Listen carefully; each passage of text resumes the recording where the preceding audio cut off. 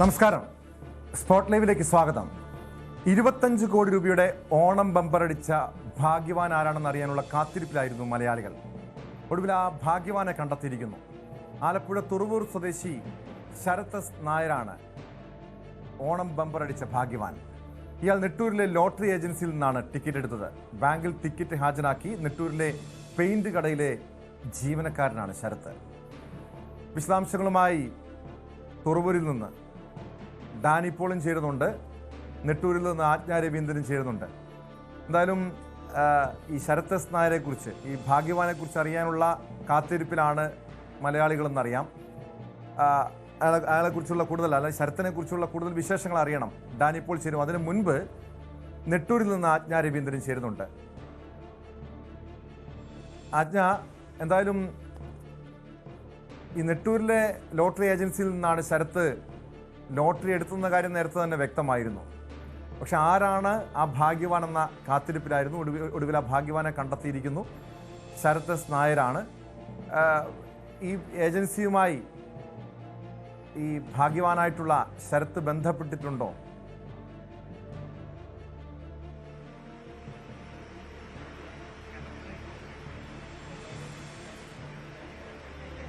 കഴിഞ്ഞ 2 ദിവസമായിട്ട് ഈ നെട്ടൂരിലെ ഏജന്റ്, അതായത് ലതീഷ് എന്ന് പറയുന്ന ഏജന്റ്, പല അഭ്യൂഹങ്ങളാണ് വഴിവെച്ചത്. കാരണം അവിടെ ഉണ്ടായിരുന്ന ഒരു സ്ത്രീയാണ്, അതുപോലെ NTPCയിലെ ഒരു തൊഴിലാളിയാണ്, തുടങ്ങിയ വിവിധ അഭ്യൂഹങ്ങൾക്കൊടുവിലാണ് അദ്ദേഹത്തിന് തന്നെ, അതായത് 800ഓളം ടിക്കറ്റുകൾ വിറ്റ ആളാണ്. ആ സമയത്ത് ഒരു പക്ഷേ ഓർത്തെടുക്കാൻ കഴിഞ്ഞിരുന്നില്ല. എന്നിരുന്നാൽ പോലും അവർ തന്നെയാണ് എന്ന് ഉറപ്പുവരുന്ന തരത്തിലേക്കൊക്കെ അത് നീങ്ങിയിരുന്നു. ഒടുവിലാണ് ഈ ശരത്ത് ഈ 2 ദിവസത്തിന് ശേഷം ഈ തുറവൂരിലെ ബാങ്കിൽ കൊണ്ടുവന്ന SBIയുടെ ബ്രാഞ്ചിൽ ടിക്കറ്റ് സബ്മിറ്റ് ചെയ്യുന്നത്. അതിനുശേഷം ശരത്ത് തന്നെയാണ് അറിയിച്ചത്, സുഹൃത്തുക്കളെ അറിയിച്ചതുമൊക്കെ. ശരത്ത് വീട്ടുകാരോട് മാത്രമായിരുന്നു ഈ കാര്യം ആദ്യം പറഞ്ഞിരുന്നത്. എന്നിരുന്നാൽ പോലും ഈ കഴിഞ്ഞ 2 ദിവസം, അതായത് ശനിയാഴ്ച മുതൽ ഓണം ബമ്പർ നറുക്കെടുത്ത സമയം മുതൽ നമ്മൾ എല്ലാവരും, കേരളം ഒന്നാകെ കാത്തിരിക്കുകയായിരുന്നു ആ ഭാഗ്യശാലി ആരാണ് എന്നുള്ള വിവരം അറിയാൻ വേണ്ടി. അത്രയും നേരം, ഈ കഴിഞ്ഞ 2 ദിവസമായി വലിയ കാത്തിരിപ്പായിരുന്നു. ആരാണ് എന്നുള്ളത് വലിയ ആകാംക്ഷയ്ക്ക് വഴിയൊരുക്കിയിരുന്നു. പലതരത്തിലുള്ള അഭ്യൂഹങ്ങളുണ്ടായിരുന്നു. പക്ഷേ നേരത്തെ ഉണ്ടായിരുന്ന സുരക്ഷാ പ്രശ്നങ്ങളൊക്കെ ആയിരിക്കാം ഒരു പക്ഷേ ശരത്തിനെയും ഇത്ര ദിവസം ഒളിച്ചു വെക്കാനുണ്ടായിരുന്ന സാഹചര്യം. കാരണം 2 ദിവസം ബാങ്ക് അവധിയായിരുന്നല്ലോ. ആ ഒരു സാഹചര്യത്തിൽ ബാങ്കിൽ സബ്മിറ്റ് ചെയ്യുന്നത് വരെ അത് പുറത്താരോടും പറയേണ്ട എന്നുള്ള തീരുമാനമെടുത്തിരിക്കുക, അതല്ലെങ്കിൽ അത്ര ഉപദേശങ്ങൾ ശരത്തിന് ലഭിച്ചിരിക്കുക. എന്തായാലും ശരത്ത് തന്നെയാണ് SBIയിൽ, ഈ തൈക്കാട്ടുശ്ശേരി SBIയുടെ ബ്രാഞ്ചിൽ ടിക്കറ്റ് ഹാജരാക്കുന്ന സാഹചര്യത്തിൽ ഇവിടെ നമ്മൾ ഇപ്പോൾ നെട്ടൂരിലെ നിപ്പോൺ പെയിന്റ് ഗോഡൌൺ ആണ്. ഗോഡൌൺ മാനേജറാണ് ശരത്ത്. ശരത്ത് തന്നെയാണ് ഇന്ന് രാവിലെ ജോലിക്കെത്തിയിരുന്നു. ജോലിക്കെത്തിയ ശേഷം ഇവിടുത്തെ അഡ്മിനോട് അല്പസമയം എനിക്ക് ബാങ്കിലൊന്ന് പോകാനുണ്ട് എന്ന് പറഞ്ഞിട്ട് പോയി ടിക്കറ്റ് അവിടെ ബാങ്കിൽ സബ്മിറ്റ് ചെയ്ത ശേഷമാണ് അദ്ദേഹം അറിയിക്കുന്നത്. ഈ പറഞ്ഞതുപോലെ ഇദ്ദേഹമാണ് ലോട്ടറിക്ക് വിന്നർ എന്നറിയിക്കുന്നത്. ഇപ്പൊ നമ്മളോടൊപ്പം ഇവിടുത്തെ അഡ്മിൻ രാഹുലുണ്ട്. അദ്ദേഹം തന്നെ കൂടുതൽ നേരത്തെയും അദ്ദേഹം നമ്മളോട് സംസാരിച്ചിരുന്നതാണ്. എന്നാൽ പോലും ശരത്ത് ഇവിടെ ഇന്ന് രാവിലെ എത്തിയിരുന്നു എന്ന് അദ്ദേഹമാണ് നമ്മളോട് പറഞ്ഞിരുന്നത്. എന്തായാലും നമുക്ക് അദ്ദേഹത്തോട് ചോദിക്കാം. നേരത്തെ അറിഞ്ഞിരുന്നില്ലല്ലോ ഈ ടിക്കറ്റ് അടിച്ച കാര്യമൊക്കെ? നമുക്ക് നേരത്തെ പറഞ്ഞിരുന്നു. നേരത്തെ അറിഞ്ഞിട്ടില്ല. ടിക്കറ്റ് എടുത്ത കാര്യം തന്നെ അറിഞ്ഞിരുന്നു രാവിലെ. രാവിലെ വന്നപ്പോഴാണ് പറഞ്ഞത് ബാങ്കിൽ പോകണം, അങ്ങനത്തെ കാര്യങ്ങളൊക്കെ നമുക്ക് ഡൗട്ട് അടിച്ചായിരുന്നു. പിന്നെ ആളങ്ങനെ മൊത്തത്തിൽ അങ്ങനെ പുറത്ത് പറയാറില്ല അങ്ങനത്തെ കാര്യങ്ങളൊന്നും. പിന്നെ ബാങ്കിൽ പോയിട്ട് സബ്മിറ്റ് ചെയ്തതിന് ശേഷം ഞങ്ങൾ അറിഞ്ഞത്. പൊതുവെ സൈലന്റ് ആയ ഒരാളാണ്. സൈലന്റ് ആണ്. വർക്കിലൊക്കെ ആള് സൂപ്പറാണ്. നിപ്പോൺ പെയിന്റിൽ വർക്ക് ചെയ്യാൻ തുടങ്ങിയിട്ട് എന്റെ 10-12 വർഷമായ ആള്. നിപ്പോൺ പെയിന്റിന്റെ ഗോഡൌണിന്റെ എല്ലാ കാര്യങ്ങളും നോക്കുന്നത് ആൾ തന്നെയാണ്. ഇവിടുത്തെ ഗോഡൌൺ മാനേജർ അല്ലേ? അതെ, ഗോഡൌൺ മാനേജറാണ്. രാഹുല്, ഇപ്പൊ 2 ദിവസമായിട്ട് നമുക്ക് എല്ലാവർക്കും ഒരു ആകാംക്ഷ ഉണ്ടായിരുന്നല്ലോ ആരായിരിക്കും ഈ കടയിൽ നിന്നാണ് എടുത്ത ലോട്ടറിക്കാണ് അടിച്ചതെന്ന് അറിഞ്ഞപ്പോ ഞങ്ങൾ കമ്പനി സ്റ്റാഫുകൾ അങ്ങോട്ടും ഇങ്ങോട്ടൊക്കെ വിളിച്ച് സംസാരിച്ചു രാത്രി. നീ ടിക്കറ്റ് എടുത്തിട്ടുണ്ടോ, നിനക്കാണോ? ഞങ്ങൾ എടുത്തിട്ടില്ല സാറേ എന്ന് പറഞ്ഞു എല്ലാവരും. പിന്നെ നമ്മൾ ഡ്രോപ്പ് ചെയ്തു കേസ്. പിന്നെ അടുത്തുള്ള ആർക്കും അടിച്ചിട്ടുണ്ടോ എന്ന് അന്വേഷിച്ചു. അത് പറഞ്ഞില്ലേ, ഡ്രോപ്പ് ഔട്ട് ചെയ്ത കാര്യം. ഇവിടെ തന്നെ തുടർച്ചയായിട്ട് ലോട്ടറി എടുക്കുന്ന ആൾക്കാരും ഉണ്ട് അല്ലേ? ഇവിടെ അങ്ങനെ ആരും എടുക്കില്ല. ഇങ്ങനെ ബമ്പറൊക്കെ വരുമ്പോ എടുക്കുന്ന ആൾക്കാരൊക്കെ ഉണ്ട്. പക്ഷേ ഈ പ്രാവശ്യം ബമ്പർ വന്നപ്പോ ശരത്ത് മാത്രമേ എടുത്തിട്ടുള്ളൂ. വേറെ ആരും കമ്പനിയിൽ എടുത്തിട്ടില്ല ആൾക്കടിച്ചത്. അദ്ദേഹം സാമ്പത്തികമായിട്ടൊക്കെ എങ്ങനെയാണ്? ഒരു മിഡിൽ ക്ലാസ്സിലായിട്ട് പോണതാണ്. ആൾക്ക് എത്ര അത്യാവശ്യമാണ് ഈ ലോട്ടറി അടിക്കേണ്ട, അത്യാവശ്യം ആൾക്കുണ്ട്. നല്ല കാര്യങ്ങൾക്ക് ഉപയോഗിക്കട്ടെ. അതാണ് കേട്ടോ. അതായത് രാവിലെ മുതൽ അദ്ദേഹം ഇവിടുത്തെ അഡ്മിനാണ് രാഹുൽ. അതായത് നിപ്പോൺ പെയിന്റെ ഗോഡൌൺ, നെട്ടൂരിലെ ഗോഡൌണിലാണ് നമ്മളുള്ളത്. ഇവിടുത്തെ ഗോഡൌൺ മാനേജറാണ് ഈ ശരത് നായർ. എന്തായാലും അദ്ദേഹത്തിന് ഈ പറഞ്ഞതുപോലെ 2 ദിവസമായിട്ട് അദ്ദേഹം കഴിഞ്ഞ ശനിയാഴ്ചയാണല്ലോ ഈ പറഞ്ഞ പോലെ നറുക്കെടുപ്പ് കഴിഞ്ഞതും. അത് കഴിഞ്ഞ ശേഷം ഇപ്പൊ ഇത്രയും നേരമായി ഇന്നാണ് ബാങ്കിൽ ആ ലോട്ടറി ടിക്കറ്റ് സബ്മിറ്റ് ചെയ്ത ശേഷമാണ് ശരത്ത് അറിയിക്കുന്നത് തന്നെ. നേരത്തെ ഉണ്ടായിട്ടുള്ള ദുരനുഭവങ്ങളായിരിക്കും ഒരു പക്ഷേ ആളുകൾക്ക് മുൻപ് ബമ്പർ ടിക്കറ്റ് അടിച്ചിട്ടുള്ള അനൂപ്, തിരുവനന്തപുരം സ്വദേശി അനൂപിനൊക്കെ ഉണ്ടായിട്ടുള്ള ദുരനുഭവങ്ങളായിരിക്കും. അതായത് അപരിചിതരായ ആളുകൾ പോലും പൈസ ചോദിച്ചു വരുന്ന സാഹചര്യം ഉണ്ടാകുന്നു എന്ന് പറയുന്നത് അങ്ങ് ഏറ്റവും ബുദ്ധിമുട്ടുണ്ടാക്കുന്ന കാര്യമാണല്ലോ. അത്തരം ദുരനുഭവങ്ങളായിരിക്കും ഒരു പക്ഷേ ഈ ബമ്പർ ടിക്കറ്റ് ഉൾപ്പെടെയുള്ള വലിയ തുകകൾ ലോട്ടറി അടിക്കുന്ന ആളുകളായാലും ചെറിയ തുകകൾ ലോട്ടറി അടിക്കുന്നവരായാലും ഇത് പരസ്യമാക്കാത്തതെന്ന് തോന്നുന്നു. കാരണം കഴിഞ്ഞ ദിവസം ഈ ലോട്ടറി ഏജന്റ് ലതീഷ് പറഞ്ഞതും അങ്ങനെയാണ്. 1 കോടി രൂപ ഒരു 3 മാസം മുമ്പ് അദ്ദേഹത്തിന് അടിച്ചിരുന്നത്. പക്ഷെ അത് ആരാണ്, എന്താണ് എന്നുള്ള കാര്യം അദ്ദേഹത്തിന് ഇപ്പോഴും അറിയില്ല. അങ്ങനത്തെ സാഹചര്യങ്ങളൊക്കെ ഉണ്ട്. വലിയ ക്രൈസിസിലേക്കാണ്. അതുകൊണ്ടാണ് ഇവരുടെ ഒരു ഐഡന്റിറ്റി, പ്രൈവസിയെ മാനിക്കുന്ന ഒരു തരത്തിലേക്കൊക്കെ പോയതെന്ന് തോന്നുന്നു. എന്തായാലും ഈ വലിയ ആകാംക്ഷയായിരുന്നു, വലിയ കാത്തിരിപ്പായിരുന്നു. അതായത് സംസ്ഥാനം നൽകുന്ന 6 ബമ്പർ ടിക്കറ്റുകളിൽ ഏറ്റവും വലിയ തുകയുടേത് ഓണം ബമ്പർ തന്നെയാണ്. ആ ബമ്പറാണ് ഈ ശരത്ത് നായർക്ക് അടിച്ചിരിക്കുന്നത്. കഴിഞ്ഞ 10-12 വർഷമായിട്ട് അദ്ദേഹം ഈ കമ്പനിയിലെ തന്നെ ജോലിക്കാരനാണ്. അദ്ദേഹം ഇവിടുത്തെ ഗോഡൌൺ മാനേജറാണ്.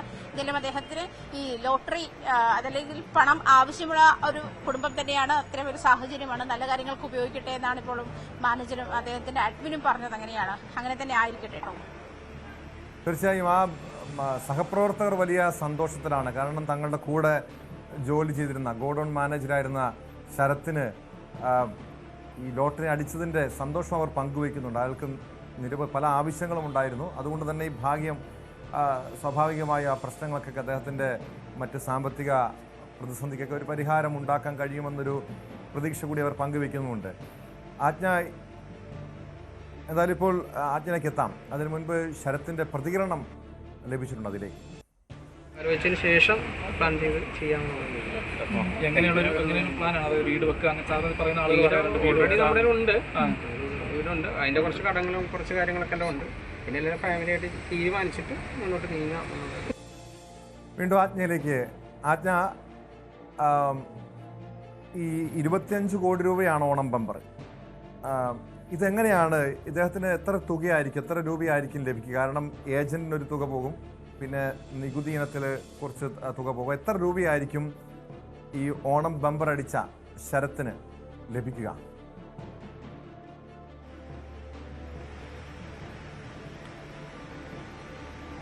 33% സാധാരണയായിട്ട് ടാക്സ് ഇനത്തിൽ പോകുന്നത്. അത് 16.75 ലക്ഷമായിരിക്കും.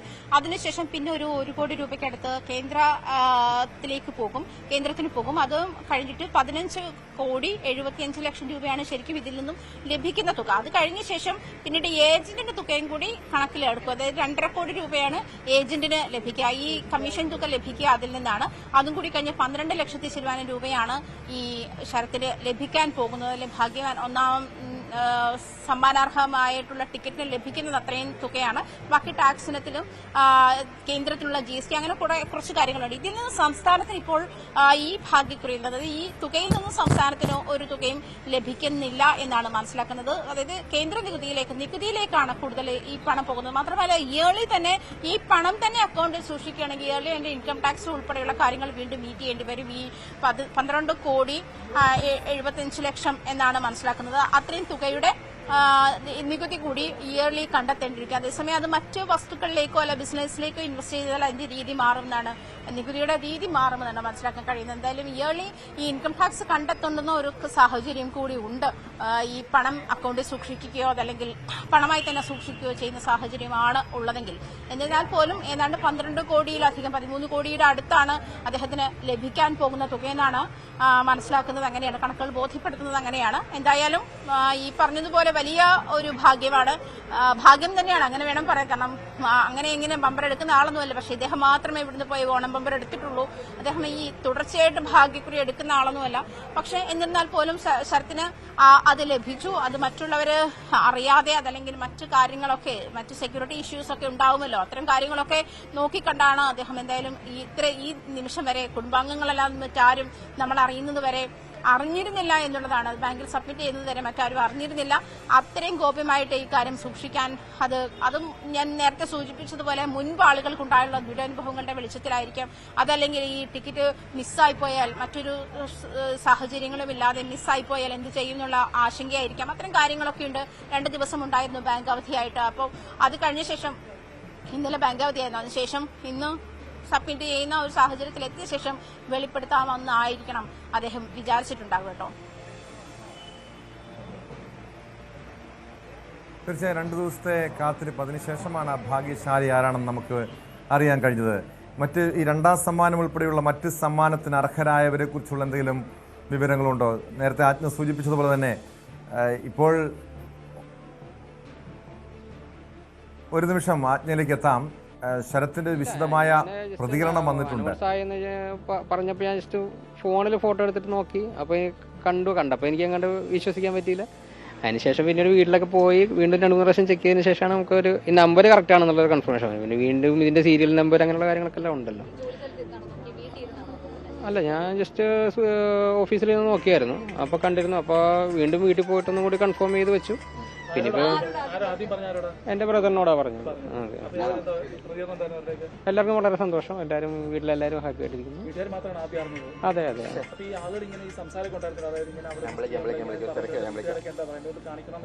അല്ല, ബാങ്ക് ടൈം തുടങ്ങിയതിന് ശേഷം നമുക്ക് പോകാമെന്നുള്ള ഒരു ഇതിലായിരുന്നു സമയം. വീട്ടിലെ അച്ഛനും അമ്മയും അനിയനും വൈഫും ഉണ്ട്, കുട്ടിയുണ്ട്. വൈഫ് ജോലി ചെയ്യുന്നില്ല, ഇപ്പൊ നിലവിൽ ജോലി ചെയ്യുന്നില്ല. ഏജന്റിന് മനസ്സിലായില്ലെന്ന് തോന്നുന്നു. മനസ്സിലായി. അതെ, ഞാൻ ഒരു 12 വർഷത്തോളമായിട്ട് ജോലി ചെയ്യുന്നുണ്ട്. ഒരു ടിക്കറ്റ് എടുക്കും. ഓഫീസിൽ ഞാൻ രാവിലെ പോയിരുന്നു. രാവിലെ പോയി കുറച്ച് കാര്യങ്ങൾ കൊണ്ട് പറഞ്ഞിട്ട് ഇങ്ങോട്ട് പോന്നു. ഇല്ല, ഓഫീസിൽ നമുക്ക് ഒന്നും ആരോടും പറഞ്ഞൊന്നുമില്ല. ഞാൻ ജസ്റ്റ് ഇങ്ങനെ ലോട്ടറി ടിക്കറ്റ് എടുത്ത കാര്യം ബ്രദറിന്റെ അടുത്ത് മാത്രമേ പറഞ്ഞുള്ളൂ. പ്രത്യേകിച്ച്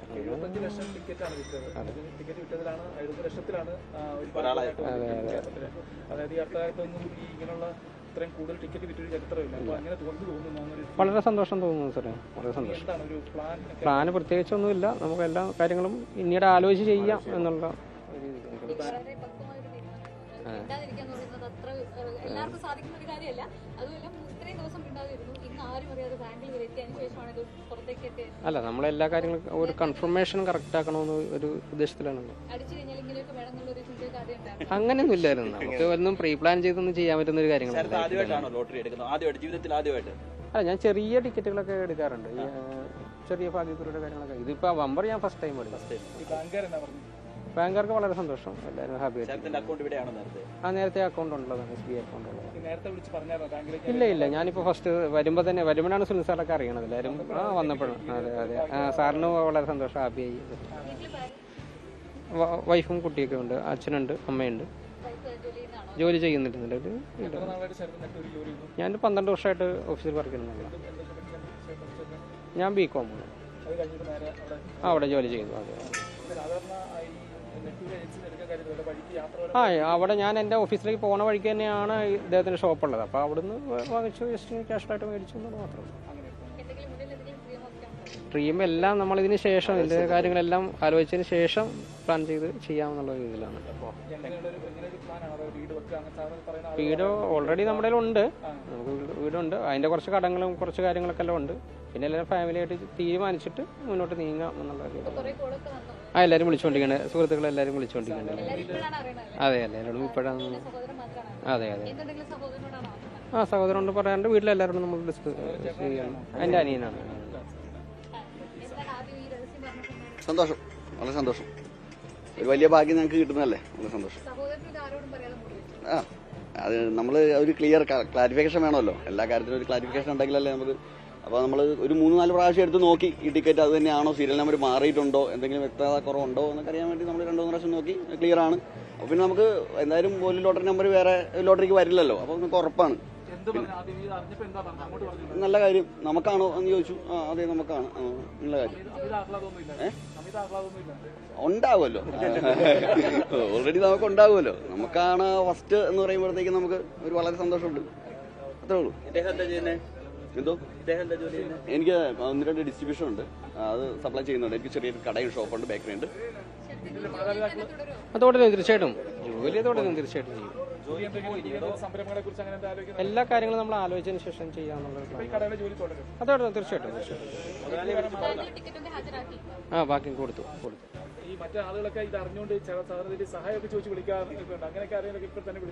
ആരും വിളിച്ചിട്ടൊന്നുമില്ല.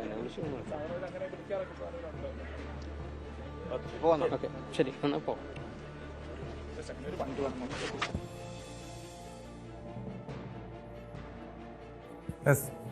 ശരത് എസ് നായർ ആലപ്പുഴ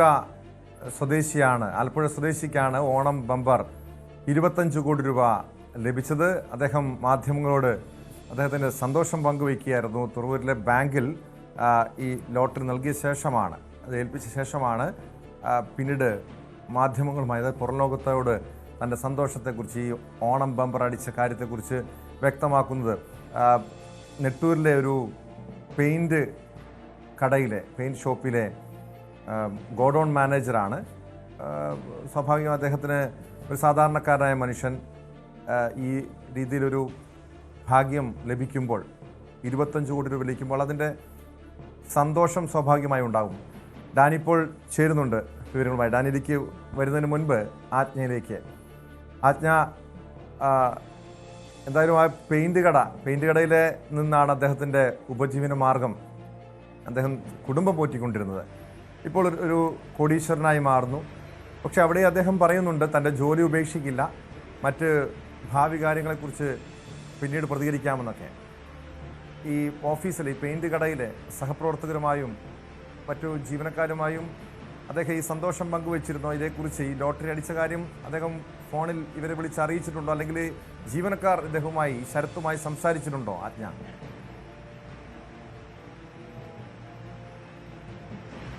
തീർച്ചയായിട്ടും വിളിക്കാമെന്നാണ് അദ്ദേഹം പറഞ്ഞിരുന്നതെന്നാണ് അതായത് ഇവിടെ നിന്നും ലോട്ടറി അടിച്ചത് അറിഞ്ഞ ശേഷം അവർ വിളിച്ചിരുന്നു. ഷോപ്പിലുള്ള അദ്ദേഹത്തിന്റെ സഹപ്രവർത്തകർ വിളിച്ചിരുന്നു. അത് ഇവിടെ ഈ നിപ്പോൺ പെയിന്റിന്റെ ഗോഡൌൺ ആണ്, ഇവിടുത്തെ ഗോഡൌൺ മാനേജറാണ് അദ്ദേഹം. അപ്പോൾ നമ്മളോട് നേരത്തെ സംസാരിച്ചതിന്റെ അഡ്മിനായിരുന്നു. അപ്പോൾ അദ്ദേഹമാണ് നമ്മളോട് പറഞ്ഞത് അവർ നേരത്തെ സംസാരിച്ചപ്പോൾ അദ്ദേഹം വിളിക്കാമെന്ന് പറഞ്ഞു.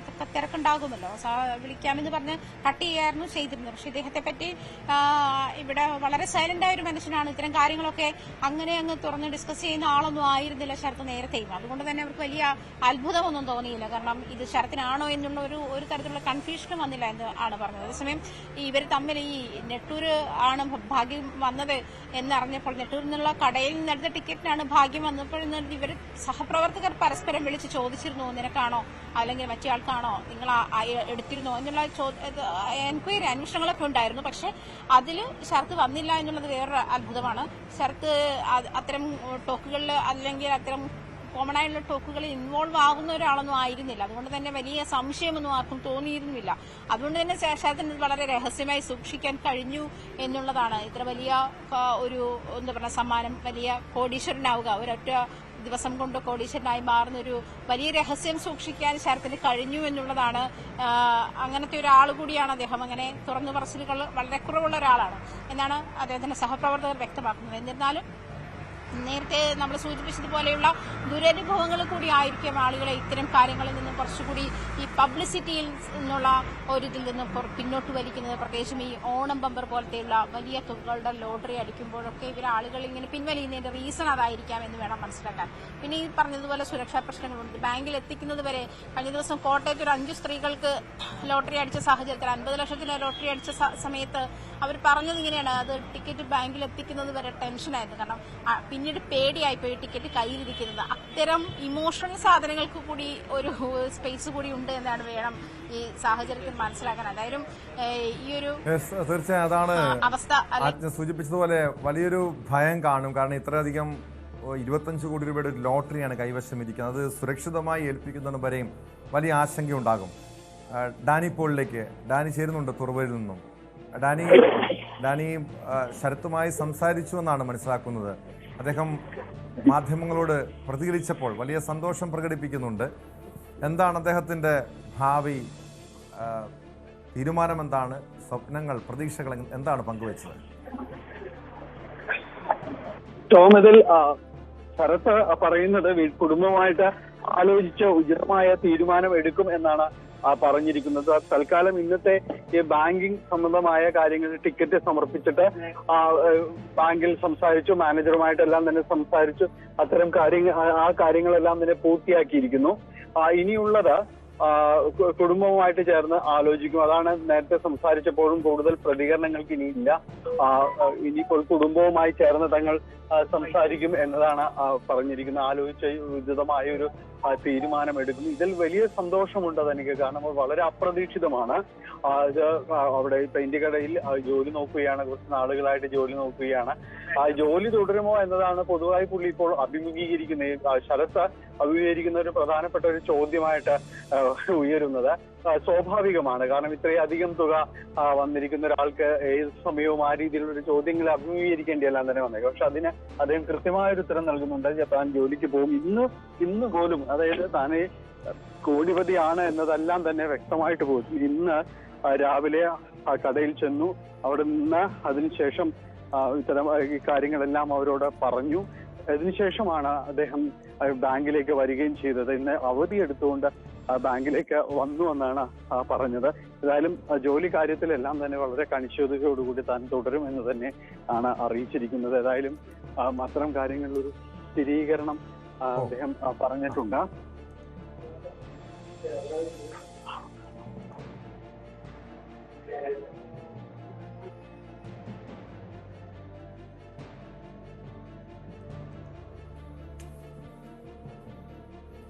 വ്യക്തമാണ്. ഡാനി പോളും ആജ്ഞ രവീന്ദ്രനുമാണ് വിവരങ്ങൾ നൽകിയത്. എന്തായാലും വലിയ സന്തോഷം നൽകുന്ന കാര്യമാണ്. ഈ ആലപ്പുഴ സ്വദേശിക്കാണ് 25 കോടി രൂപയുടെ ഓണം ബമ്പർ അടിച്ചത്. മറ്റൊരു പ്രധാനപ്പെട്ട വാർത്തയാണ് സ്പോട്ട് ലൈവിനെ പരിശോധിക്കുന്നത്. കോഴിക്കോട് പയ്യാനിക്കലിൽ മിശ്രവിവാഹിതരായ ദമ്പതിമാർക്ക് ഭർത്താവിൻ്റെ കുടുംബത്തിൻ്റെ പീഡനം. യുവതി മതം മാറുകയോ യുവാവ് വിവാഹബന്ധം വേർപെടുത്തുകയോ ചെയ്യണമെന്നാണ് കുടുംബം നിർബന്ധിക്കുന്നത്. കുടുംബസ്വത്തിൻ്റെ ഓഹരി അമ്മ യുവാവിൽ നിന്നും സ്വന്തം പേരിലാക്കി. വീട്ടിൽ നിന്ന് മോഷണം നടത്തിയെന്നാരോപിച്ച് ദമ്പതികൾക്ക് നേരെ കുടുംബം നൽകിയ പരാതിയിൽ പോലീസ് കേസെടുക്കുകയും ചെയ്തിരുന്നു. കോഴിക്കോട് നിന്ന് MS അനീഷ് കുമാർ ചേരുന്നുണ്ട്. എന്തായാലും സമാനമായിട്ടുള്ള നിരവധി വാർത്തകളും നമ്മൾ ഈ സമീപകാലത്ത് കേൾക്കുന്നതാണ്. കാരണം രണ്ടുപേര്, ഒരു പുരുഷനും സ്ത്രീയും അല്ലെങ്കിൽ യുവതിയും യുവാവും പ്രണയിച്ച് വിവാഹം കഴിക്കുന്നു. അവിടെ ജാതിയോ മതമോ ഒന്നും പ്രണയത്തിൽ ഒരു തടസ്സമാകാറില്ല, പ്രണയബന്ധത്തിൽ തടസ്സമാകാറില്ല. പക്ഷെ അതിനുശേഷം ഇവർ വിവാഹിതരാകുന്നു. കുടുംബത്തിൻ്റെ രണ്ട് കുടുംബങ്ങളുടെയും വലിയ സമ്മർദ്ദമുണ്ടാകുന്നു. അവിടെയാണ് ഇവരുടെ കുടുംബജീവിതത്തിൽ, ദാമ്പത്യ ജീവിതത്തിലൊക്കെ പ്രശ്നങ്ങൾ ഉണ്ടാകുന്നത്. ഒരുപക്ഷെ എന്താണ് കോഴിക്കോട് പയ്യാനിക്കലിലെ മിശ്രവിവാഹിതരായ ഈ നവദമ്പതിമാർക്ക് സംഭവിച്ചത്, അവരുടെ ജീവിതത്തിൽ സംഭവിച്ചതെന്ന കാര്യം വിശദമായി തന്നെ പരിശോധിക്കേണ്ടതാണ്. MS അനീഷ് കുമാർ ചേരുന്നുണ്ട്. അനീഷ്, ഇഷ്ടപ്പെട്ട് പ്രണയിച്ച് വിവാഹം കഴിച്ചതിൻ്റെ പേരിൽ സ്വന്തം കുടുംബത്തിൽ നിന്നും അങ്ങേയറ്റം ചൂഷണം നേരിടുന്ന നവദമ്പതികൾ, എന്താണ് ഇവർ മാധ്യമങ്ങളെ കണ്ടപ്പോൾ വ്യക്തമാക്കിയത്? സ്വന്തം കുടുംബം ഇവരെ കള്ളക്കേസിൽ കൊടുക്കാൻ ശ്രമിക്കുന്നു, വലിയ രീതിയിൽ മാനസികമായി പീഡിപ്പിക്കുന്നു. എന്താണ് ഇവർ പറയുന്നത്? അനീഷിനൊപ്പം രണ്ടുപേരും ഉണ്ടെന്നാണ് മനസ്സിലാക്കുന്നത്.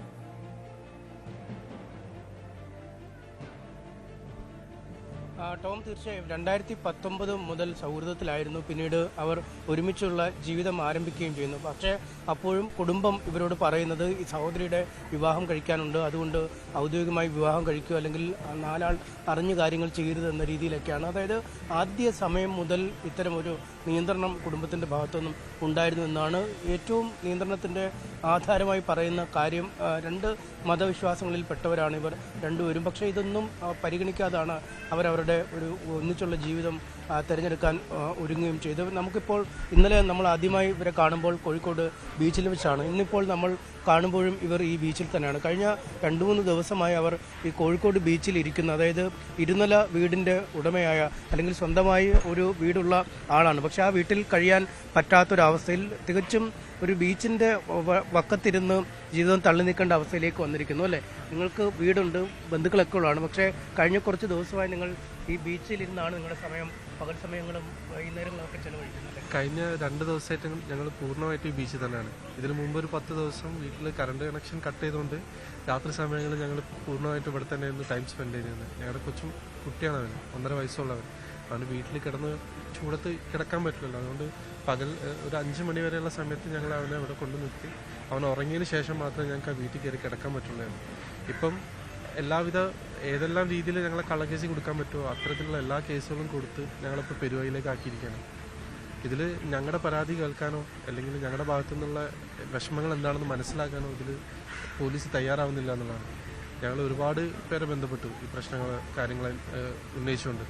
അതിൽ ഞങ്ങളുടെ ഡെപ്യൂട്ടി കമ്മീഷണർ അല്ലാതെ മറ്റാരും ഞങ്ങളുടെ വിഷമം കേൾക്കാൻ പോലും തയ്യാറാവുന്നില്ല എന്നുള്ളതാണ്.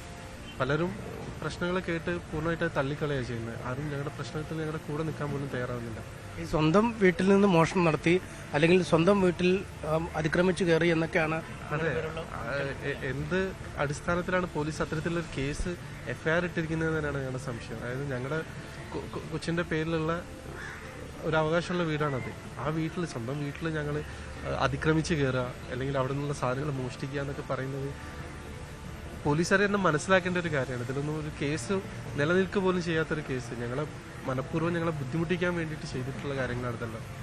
ആ ടോം സ്വന്തം കുട്ടിക്ക് അവകാശമുള്ള വീടെന്ന് പറയുമ്പോഴും ഈ യുവാവിന് അവകാശമുള്ള വീടായിരുന്നു. പക്ഷേ ഒരു രേഖ അമ്മയ്ക്ക് ഒപ്പിട്ട് നൽകുന്നു, അല്ലെങ്കിൽ ഈ സ്വത്ത് തൻ്റെ ഈ വീടിനുള്ള അവകാശം അമ്മയ്ക്ക് വിൽക്കുന്നു എന്ന് പറഞ്ഞ് അമ്മയ്ക്ക് എഴുതി കൊടുക്കുകയും അതിൻ്റെ ഒരു നിയമ പിൻബലത്തിൽ ഈ വീട്ടിൽ ഇയാൾക്ക് അവകാശമില്ലെന്ന് പറയുകയുമാണ് ഉണ്ടായത്. പിന്നീട് ഇയാളുടെ കുട്ടിക്ക് ആ വീട്ടിൽ 4% അവകാശമുണ്ടെന്ന് പറയപ്പെടുകയും അങ്ങനെയാണ് ഈ കുടുംബത്തിന് അല്ലെങ്കിൽ ഇവർക്ക് 2 പേർക്കും ആ കുട്ടിയുടെ അവകാശത്തിൻ്റെ പിൻബലത്തിലാണ് ആ വീട്ടിൽ കഴിയാൻ പറ്റുകയും ചെയ്തത്. ഈ വിവാഹം കഴിഞ്ഞ് വന്ന സമയം മുതൽ ഏതാണ്ട് ഇതുപോലൊക്കെ തന്നെയായിരുന്നു. സിസ്റ്ററിന്റെ കല്യാണം കഴിഞ്ഞതിന് ശേഷമാണ് ഈ പ്രശ്നങ്ങളെല്ലാം തുടങ്ങിയത്. അതിനു മുമ്പ് ഞങ്ങൾ 4 പേരും നല്ല കമ്പനിയായിരുന്നു. ഉമ്മയുടെ ബർത്ത്ഡേ ആഘോഷിക്കുക, വേറെ പ്രശ്നങ്ങളൊന്നുമില്ല. പക്ഷെ സിസ്റ്ററിന്റെ കല്യാണം കഴിഞ്ഞതിന് ശേഷം മുതലാണ് അവൾക്ക് ഒരു 10 പവനും കൂടി കൊടുക്കണം, അവൾക്ക് കൊടുത്ത സ്വർണം കുറഞ്ഞു പോയി, അത് എൻ്റെ വീട്ടിൽ നിന്ന് കൊണ്ടുവരണം, കല്യാണത്തിന്റെ നടത്തിയതിൽ ഒരു 9 ലക്ഷം രൂപ കടമുണ്ട്, അത് വേണം, അത് ഞങ്ങൾ കൊടുക്കണം, അല്ലെങ്കിൽ ഞാൻ എൻ്റെ വീട്ടിൽ നിന്ന് കൊടുക്കണം. ഞാനൊക്കെ ഒരു സാധാരണ വീട്ടിൽ നിന്ന് വരുന്നതാണ്. എൻ്റെ വീട്ടിൽ നിന്ന് തരാൻ പറ്റുന്ന എൻ്റെ മാക്സിമം എൻ്റെ അമ്മ പലിശയ്ക്ക് വരെ മേടിച്ചു തന്നിട്ടുണ്ട്. ഇവരുടെ ബിസിനസ്, എൻ്റെ വീടിൻ്റെ ആധാരമൊക്കെ ബാങ്കിലായിരുന്നു. അത് ഞങ്ങളെ വീട്ടിൽ നിന്നാണ് പൈസ കൊടുത്തിട്ട് 3 ലക്ഷം സംതിങ് കൊടുത്തിട്ടൊക്കെ എടുക്കുന്നത്. അങ്ങനെ കുറേ പൈസകളും സ്വർണ്ണങ്ങളും ഒക്കെ കൊടുത്തിട്ടുണ്ട്. ഞാൻ അത്ര പണക്കാരിയൊന്നുമില്ലല്ലോ, ഇവർ ചോദിക്കുമ്പോൾ ഇങ്ങനെ കൊടുക്കാൻ. പിന്നെ ഉമ്മയ്ക്ക് മതം, ഇതൊന്നും ആദ്യകാലത്തൊരു പ്രശ്നമല്ല. പിന്നെയാണ് മതമൊക്കെ ഒരു പ്രശ്നമായിട്ട് അവർ കൊണ്ടുവരുന്നത്. ഞങ്ങൾക്കോ ഹസ്ബൻഡിൻ്റെ ഉപ്പാൻ്റെ ഫാമിലിക്കൊന്നും യാതൊരു പ്രശ്നമില്ല, അവിടുത്തെ പള്ളി കമ്മിറ്റിക്ക് പ്രശ്നമില്ല, ഒന്നും ഒരു പ്രശ്നങ്ങളും ഇല്ല. പക്ഷെ ഉമ്മയ്ക്കും പെങ്ങളുടെ ഭർത്താവിനും അനിയനുമാണ് പ്രശ്നം. ഞങ്ങളുടെ സ്വന്തം എൻ്റെ മോൻ അവകാശമുള്ള ഞങ്ങളുടെ ബെഡ്റൂമിലാണ് ഞങ്ങൾ കുത്തി തുറന്ന സാധനം എടുത്തെന്ന് പറയുന്നത്. റിപ്പീറ്റ് ഞങ്ങളുടെ ബെഡ്റൂം കുത്തി തുറന്ന അനിയൻ അതിൻ്റെ അകത്ത് ഇരുന്നിട്ട് കുട്ടിയുടെ മരുന്ന് പോലും ഒളിപ്പിച്ച് വയ്ക്കുകയാണ് ചെയ്തത്. ഇത് ഒരു FIR ഇടുമ്പോൾ അറ്റ്ലീസ്റ്റ് എന്തെങ്കിലും ഒരു തെളിവെങ്കിലും വേണ്ടേ? ഞങ്ങൾ ജാമ്യം ഇല്ലാത്ത കേസിലേക്കാണ് പെടുത്തിയേക്കുന്നത്. ഈ 1.5 വയസ്സായ കുട്ടീനെയും കൊണ്ടിട്ട് ഞാൻ എങ്ങടാ പോകണ്ട? ഞാൻ ഈ ബീച്ചിലായിരിക്കുന്നത്, എൻ്റെ കുട്ടിക്ക് സുഖമില്ലാത്തതാണ്. അപ്പോൾ അതിൻ്റെ ബ്ലഡ് ടെസ്റ്റ് ചെയ്യണമെന്നൊക്കെ ഡോക്ടർ പറഞ്ഞ ഈ ഒരു ടൈമിലാണ് അതിന് പ്രോപ്പറായിട്ട് മരുന്ന് പോലും കൊടുക്കാൻ പറ്റിയില്ല. അത്രയും ഒരു അവസ്ഥയിലായിരിക്കും. ഞങ്ങൾക്ക് പോകാൻ പോലും ഒരു സ്ഥലമില്ല. എത്രയും ഒരു പ്രാവശ്യം ജാമ്യം എടുത്തേ ഉള്ളൂ. 19-ാം തീയതി ഒരു പ്രാവശ്യം അറസ്റ്റ് ചെയ്ത് അന്ന് ഹസ്ബൻഡിനെ ജാമ്യം എടുത്ത്. ഇപ്പം ഞങ്ങൾ 2 പേരെ അറസ്റ്റ് ചെയ്യുന്നതില്ല. ഞങ്ങളടുത്ത് വീട്ടിൽ കയറരുത്, ജാമ്യം എടുക്കാതെ വീട്ടിൽ കയറരുത്. ഞങ്ങൾ എവിടെ നിൽക്കുക? ഞങ്ങൾ 2 വലിയവർക്ക് ആരെങ്കിലും സഹായത്തിൽ ഹോട്ടലിൽ നിന്ന് ഒരു നേരത്തെ ഫുഡെങ്കിലും കഴിക്കാം. 1.5 വയസ്സ് മാത്രം തികഞ്ഞ കുട്ടിക്ക് ഞാൻ എന്ത് ആഹാരമാണ് കൊടുക്കുക? അതിന് മരുന്ന് കൊടുക്കണ്ടേ? ഞങ്ങൾ എവിടെയാണ് ഈ സഹായം ചോദിച്ച് ചെല്ലുന്നത്? എവിടെ ചെല്ലുമ്പോഴും അമ്മ വിധവയല്ലേ, അവർക്ക് 48 വയസ്സില്ലേ, അവരെ ഭാഗം മാത്രമേ കേൾക്കുന്നുള്ളൂ. ഞാൻ വിധവ ആവാത്തതാണ് എൻ്റെ പ്രശ്നം. എനിക്ക് പലപ്പോഴും മനസ്സിലായില്ല. എനിക്കൊരു പ്രൊട്ടക്ഷൻ ഓർഡർ ഉണ്ട് കോടതിയിൽ. അമ്മായിയമ്മ ബെയിലെടുത്ത് നിൽക്കുന്ന സ്ത്രീയാ. DV വയലേറ്റ് ചെയ്തതിന്റെ പേരിൽ അവർ ഒളിവിൽ പോയിട്ട് ജാമ്യത്തിലുള്ള സ്ത്രീയാ. അവർക്ക് ജാമ്യ വ്യവസ്ഥയിൽ പോലും എഴുതിയിട്ടുണ്ട്, എന്നെ ഇനി ബുദ്ധിമുട്ടിക്കരുത്, കേസിനെ സ്വാധീനിക്കരുത്. ഇത് റിപ്പീറ്റ് ചെയ്താലും കേസെടുക്കത്തില്ല. എൻ്റെ കുട്ടീനെ 2 വട്ടം അവർ അപായപ്പെടുത്താൻ ശ്രമിച്ചു. തെളിവ് സഹിതം ഞാൻ CI അടുത്ത് പോകുമ്പോഴും കേസെടുക്കത്തില്ല. പക്ഷെ ഒരു തെളിവ് പോലും ഇല്ലാതെ ഒരു മോഷണ കേസ് കൊടുത്തപ്പോൾ അവരത് FIR ഇട്ട്. 2ാമത്തെ കേസ് റിപ്പീറ്റ് ആയിട്ട് അവർ FIR ഇട്ടിട്ടുണ്ട്. എന്താണ് ഈ അമ്മായിയമ്മയ്ക്ക് പ്രശ്നമാകാൻ കാരണം? അവരത്ര കടുത്ത മതവിശ്വാസിയാണ്. എന്താണ് അവർ കടുത്ത അവരുടെ മതം? എനിക്ക് മതത്തെ പറ്റി പറഞ്ഞു തരാമെന്ന് എനിക്കറിയത്തില്ല. പക്ഷെ 5 നേരം നിസ്കരിക്കുന്ന ഒരു സ്ത്രീയാണ് അവർ. അവർ ചെയ്യാൻ പാടുള്ളതാണ്. ഗർഭിണിയായ എന്നെ ഒരു ആഹാരം പോലും തരാതെ വെറും നിലത്ത് കിടത്തുക. ഒരു ബെഡ്ഷീറ്റോ ഒരു തലങ്ങണിയോ തരത്തില്ല. എനിക്ക് പ്രസവ വേദന വന്നിട്ട് ഞാൻ ആ വീട്ടിൽ നിന്ന് രാവിലെ വണ്ടി വിളിച്ച് പോകുമ്പോൾ എൻ്റെ അമ്മായിയമ്മ ആ വീട്ടിലുണ്ട്. എന്നെ ഒരു ഹെൽപ്പ് ചെയ്തിട്ടില്ല. ഞാൻ കോട്ടപ്പറമ്പ് ഹോസ്പിറ്റലിൽ പോയിരുന്നിട്ട് വൈകുന്നേരം വരെ അവിടെ ഇരുന്ന് എന്റെ വീട്ടിൽ നിന്ന് എന്റെ വീട്ടുകാർ വന്നിട്ടാണ് എന്നെ ഓപ്പറേഷന് കൊണ്ടുപോകുന്നത്. എന്റെ കുട്ടീനെ കൊണ്ട് ഞാൻ തിരിച്ച് ഈ വീട്ടിൽ കയറി വരുമ്പോൾ പോലും എന്റെ അമ്മായിയമ്മ ഈ വീട്ടിലുണ്ട്. ഞാൻ അവരോട് കെഞ്ചി ചോദിക്കുക ചെയ്തത്, എനിക്ക് ഈ ചെറിയ കുട്ടീനെ നിലത്ത് കിടത്താൻ പറ്റൂല, നിങ്ങൾ എനിക്കൊരു ബെഡ് തരാൻ പറഞ്ഞിട്ട്. ഉമ്മയുണ്ട്, ഒത്തിരി പ്രായമായ സ്ത്രീയാണ്. അവര് അപ്പിയിടുന്നതും കിടക്കുന്നതും ഒക്കെ ഈ ബെഡിൽ തന്നെ. ആ ബെഡിലാണ് എനിക്കും കൂടെ സ്ഥലം തന്നത്. ഇവിടെ തന്നെ ഒരു 7-8 പൂച്ചകളുണ്ട്. മനുഷ്യന്മാർ എങ്ങനെയാണോ താമസിക്കുന്നത് പോലെ ഈ പൂച്ച താമസിക്കുന്നത്. അപ്പൊ ഈ പൂച്ചകൾ എന്റെ കുട്ടിക്ക് 3 മാസം ഉള്ളപ്പോൾ തൊട്ട് പൂച്ച കടിക്കാൻ തുടങ്ങിയതാ. 1.5 വയസ്സിനിടെ 17 TT എടുത്തിട്ടുണ്ട്. ഓരോ പ്രാവശ്യം ഇവരോട് പറയുമ്പോഴും ഒന്നുമില്ല. പിന്നെ എവിടെ കംപ്ലൈന്റ് ചെയ്താലും അവരൊക്കെ വരുമ്പോ വന്ന് സംസാരിച്ച് പുറത്തിറങ്ങിയിട്ട് എന്നോട് പറയുന്നത്, ഞങ്ങൾക്ക് നിങ്ങളുടെ അമ്മായിയോട് പറയാൻ പറ്റത്തില്ല, ഇതൊരു വല്ലാത്ത സ്ത്രീയാണ്, നിങ്ങൾ കോടതിയിൽ പോ. ഒരു പ്രൊട്ടക്ഷൻ ഓഫീസർ ഉണ്ട്. എല്ലാവരും പറയും പ്രൊട്ടക്ഷൻ ഓഫീസറെ വിളിക്കുന്നു, നമുക്ക് പ്രൊട്ടക്ഷൻ ഉള്ളതാണ്. പ്രൊട്ടക്ഷൻ ഓഫീസർ പറയുന്നത് കോടതിയിൽ കേസ് കിടക്കാൻ എനിക്കൊന്നും ചെയ്യാൻ പറ്റത്തില്ല, എന്നെ ബ്ലോക്ക് ചെയ്തെന്ന് വെച്ച്. അത് എനിക്ക് എന്തിനാ പ്രൊട്ടക്ഷൻ ഓർഡർ? എന്നെ പ്രൊട്ടക്ട് ചെയ്യേണ്ട പോലീസ് പ്രൊട്ടക്ട് ചെയ്യുന്ന എന്റെ അമ്മായിയമ്മയാ. ആദ്യ കാലങ്ങളിൽ ഞാൻ എന്തെങ്കിലും പരാതിയായിട്ട് ചെല്ലുമ്പോൾ അന്നിരുന്ന SI കിരൺ ശശിധരൻ എന്ന് പറയുന്ന സാറാണ്. ആ സാറ് ജെനുവിനായിട്ട് ചെയ്തിട്ടുണ്ട്. എന്റെ ഭാഗവും കേട്ടിട്ടുണ്ട്, അവരുടെ ഭാഗവും കേട്ടിട്ടുണ്ട്. ജെനുവിനായിട്ട് കാര്യങ്ങൾ ചെയ്തു തന്നിട്ടുണ്ട്. അതിനുശേഷം ഞാൻ എന്തെങ്കിലും ചെല്ലുമ്പോൾ ഇവരെന്റെ പരാതികളൊന്നും കേൾക്കുന്നില്ല. എന്റെ കുട്ടീനെ അപായപ്പെടുത്താൻ ശ്രമിച്ചതിന് ഹോസ്പിറ്റൽ രേഖകളടക്കം ഞാൻ ഇവരെ സമീപിക്കുമ്പോഴും കേസെടുക്കത്തില്ല. അവര് ബെയിലെടുത്ത സ്ത്രീയല്ലേ, അത് പിന്നെ ഒരു DIT വയലേറ്റ് ചെയ്യാണ്. ഇതിലൊന്നും ഒരു കംപ്ലൈന്റ് ഇല്ല, കംപ്ലൈന്റ് എടുക്കൂല. ഞാൻ എവിടെയാണ് പോകേണ്ട? എനിക്ക് എപ്പോഴും കോടതി കേസ് കൊടുക്കാൻ എനിക്ക് വല്ല ഇൻകം ഉണ്ടോ? എനിക്ക് തരാൻ ആരെങ്കിലും ഉണ്ടോ? ഈ ഹസ്ബൻഡിനും ജോലിയില്ല, ഹസ്ബൻഡിന്റെ പേരിൽ കേസുകളുള്ളതുകൊണ്ട് എവിടെയും ജോലി കിട്ടുന്നില്ല. എന്താണ് ചെയ്യേണ്ടത്? നമ്മളെ സംരക്ഷിക്കേണ്ടവർ പോലും നമ്മളിങ്ങനെ പിറകെ നടന്ന് ടോർച്ചർ ചെയ്യാണ്. ഈ സ്വന്തം വീട്ടില് കുട്ടിയുടെ അവകാശത്തിൽ താമസിക്കേണ്ട അവസ്ഥയാണ്. അതായത് എൻ്റെ പേരിലുള്ള അവകാശം മറ്റൊരു കാരണം പറഞ്ഞു ഉമ്മ വാങ്ങിച്ചെടുത്തായിരുന്നു ഉമ്മയുടെ പേരിലേക്ക്. അത് എങ്ങനെയാണ് അത് എഴുതിയെന്ന് എന്നെ വായിച്ച് കേൾപ്പിച്ചിട്ടില്ല. എന്നെ നേരെ രജിസ്റ്റർ ഓഫീസിലേക്ക് വിളിച്ച് ഇത് ഒരാളെ പേരിലേക്ക് ആക്കാം, പിന്നീട് നമുക്ക് മാറ്റി എഴുതാലോ എന്ന് പറഞ്ഞിട്ട് എൻ്റെ പേരിൽ നിന്ന് വാങ്ങിച്ചായിരുന്നു. അതിൻ്റെ പേരിൽ ഞാൻ ഓൾറെഡി ഒരു കേസ് കൊടുത്തിട്ടുണ്ട്.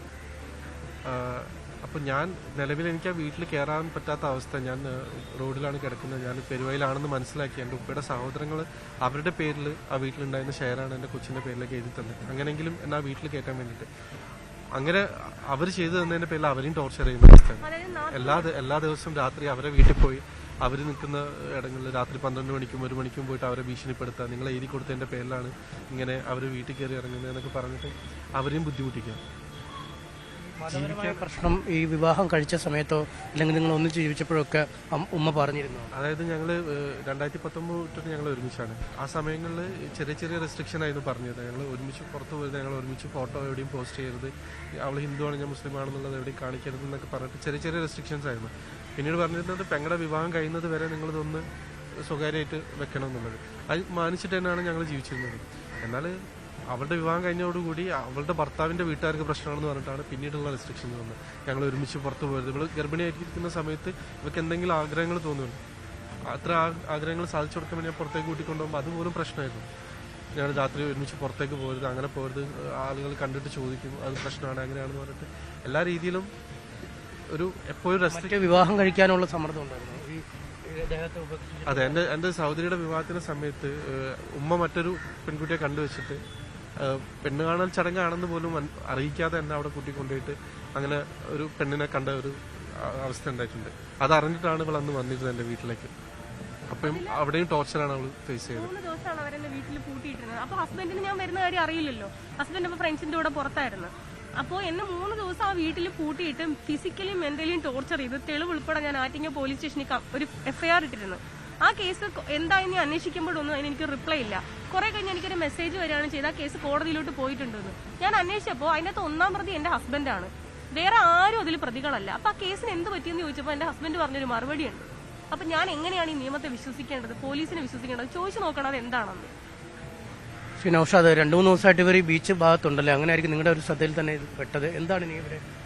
തീർച്ചയായിട്ടും അവർക്കിപ്പോ അവർക്ക് താമസ സൗകര്യവും അവർക്ക് വസ്ത്രത്തിനുള്ള സംവിധാനമൊക്കെ നമ്മൾ ഓൾറെഡി ചെയ്തു കഴിഞ്ഞിട്ടുണ്ട്. പക്ഷെ ഇതിലൊരു പ്രധാനമായിട്ട് എനിക്ക് പറയാനുള്ളത്, പോലീസ് എന്തുകൊണ്ട് ഈ വിഷയത്തിൽ ഇത്ര നടപടി എടുത്തു എന്നുള്ളതാണ്. ബഹുമാനപ്പെട്ട Kozhikode city deputy police commissioner ശക്തമായ നിർദ്ദേശം കൊടുത്തിട്ടും എന്തുകൊണ്ട് പന്നിയങ്കര പോലീസ് ഇവർക്കെതിരെ കള്ളക്കേസ് എന്ന് ആരോപിക്കുന്ന ഈ കള്ളക്കേസ് എടുക്കാൻ വേണ്ടി എന്തുകൊണ്ടാണ് പോലീസ് ഇത്രയും ശ്രമിക്കുന്നത്? പോലീസ് ആരുടെ ഭാഗത്താണ്? സത്യത്തിൽ ഈ മിശ്ര വിവാഹം കഴിഞ്ഞാൽ സമൂഹത്തിന്റെയും സർക്കാർ ഏജൻസികളെയും എല്ലാ പരിഗണനയും എല്ലാ സഹായവും ഇവർക്ക് വേണ്ടതാണ്. എന്തുകൊണ്ട് ഇവർക്ക് ഇത് ലഭിക്കുന്നില്ല? ഇപ്പോൾ ഇത്ര ദിവസം ഒരു ബീച്ചിൽ ഇങ്ങനെ കിടക്കാനിടമില്ലാതെ രണ്ട് യുവാക്കൾ അല്ല ഒരു യുവാവും യുവതിയും ഒരു പിഞ്ചു കുഞ്ഞിനെയും കൊണ്ട് നടക്കുക. അതേപോലെ തന്നെ ഈ വിഷയങ്ങളൊക്കെ ഇവർ ബന്ധപ്പെട്ട അധികാരികളിലും അതേപോലെ തന്നെ ഔദ്യോഗികപരമായിട്ട് എല്ലാ ഏജൻസികളിലും എല്ലായിടത്തും കൊടുത്തിട്ടും ഇവർക്കൊരു തീരുമാനം ഉണ്ടാക്കി കൊടുക്കാതെക്കുക, പോലീസ് ഒരു നടപടി എടുക്കാതെക്കുക, ഇവരുടെ പരാതിയിൽ ഒരു നടപടിയില്ല, ഇവർക്കെതിരെയുള്ള ആളുകളുടെ പരാതിയിൽ നടപടി, അതൊക്കെ തീർച്ചയായിട്ടും അന്വേഷിക്കേണ്ടതാണ്. ബഹുമാനപ്പെട്ട മുഖ്യമന്ത്രിയുടെ ശ്രദ്ധയിൽപ്പെടുത്തിയിട്ടുണ്ട്. തീർച്ചയായിട്ടും നടപടി വരും എന്നാണ് പ്രതീക്ഷിക്കുന്നത്.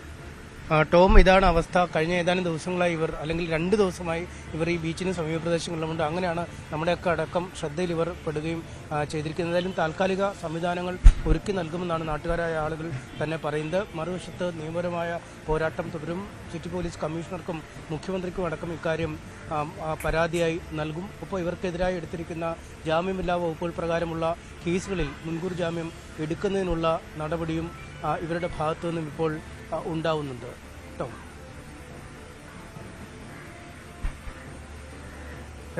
തീർച്ചയായും അനീഷ്, എന്തായാലും ചില സന്നദ്ധ പ്രവർത്തകർ ഈ കുടുംബത്തിന് പിന്തുണയുമായി, ദമ്പതികൾക്ക് പിന്തുണയുമായി എത്തിയിട്ടുണ്ട്, ഇവർക്ക് സംരക്ഷണം നൽകാൻ എത്തിയിട്ടുണ്ട്. പക്ഷേ എന്തുകൊണ്ടാണ് പോലീസിന്റെ ഭാഗത്തു നിന്ന് ഇത്രയും മനുഷ്യത്വരഹിതമായിട്ടുള്ളൊരു സമീപനം ഉണ്ടായത്? ഇവർ പരാതിയുമായി പോലീസിനെ സമീപിച്ചിട്ട് പോലും, അതായത് നേരത്തെ ആ ഒരു പൊതുപ്രവർത്തകൻ സൂചിപ്പിച്ചതനുസരിച്ച് കോഴിക്കോട് സിറ്റി പോലീസ് അസിസ്റ്റന്റ് കമ്മീഷണർക്ക് പരാതി നൽകിയിട്ടും അദ്ദേഹത്തിൻ്റെ നിർദ്ദേശമുണ്ടായിട്ടും പന്നിയങ്കര പോലീസിൻ്റെ ഭാഗത്തു നിന്ന് പക്ഷാപാതപരമായിട്ടുള്ള നിലപാട് സ്വീകരിക്കുന്നു.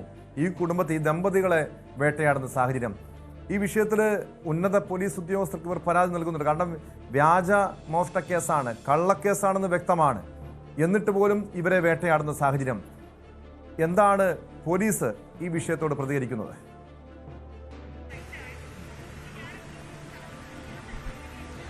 ടോം, നമ്മൾ പോലീസിനോട് ഇക്കാര്യത്തിൽ ബന്ധപ്പെട്ടിരുന്നു. പക്ഷേ അവർ പറയുന്നത് സങ്കീർണമായ ഒരു കേസാണ്. കാരണം കുടുംബ പ്രശ്നങ്ങൾ ഇക്കാര്യത്തിൽ കെട്ടുപിടിഞ്ഞു കിടക്കുന്നു. ഒപ്പം നിയമപരമായ കാര്യങ്ങൾ, ഈ യുവതിയും യുവാവും തമ്മിൽ ആദ്യം ഒരു കേസ് ഉണ്ടായിരുന്നു, പിന്നീട് അമ്മ മകനെതിരെ കേസ്, അല്ലെങ്കിൽ അമ്മ ഈ യുവതിക്കെതിരെ കേസ്, അങ്ങനെ പല വിധത്തിലുള്ള സംഭവവാസങ്ങൾ ഇതിനിടയ്ക്ക് നടന്നിരിക്കുന്നു. ഇവർ ഒരു വശം പറയുമ്പോൾ ഇതിൻ്റെ നേർ വിഭിന്നമായ മറ്റൊരു വശമാണ് ഇവരുടെ ഈ മാതാവിൻ്റെ ഭാഗത്തു നിന്നും ഉണ്ടാവുന്നത്. അവർ ഈ ഒരു പ്രായമുള്ള സ്ത്രീ അല്ലെങ്കിൽ വിധവയായ സ്ത്രീ എന്നീ പരിഗണനകളൊക്കെ പലപ്പോഴും നിയമത്തിൽ അവർക്ക് നൽകേണ്ടി വരും. അതുകൊണ്ട് അവർ നൽകുന്ന പരാതിയും പരിഗണിക്കേണ്ട ഒരു സാഹചര്യമുണ്ട് എന്നാണ് പോലീസ് വ്യക്തമാക്കുന്നത്.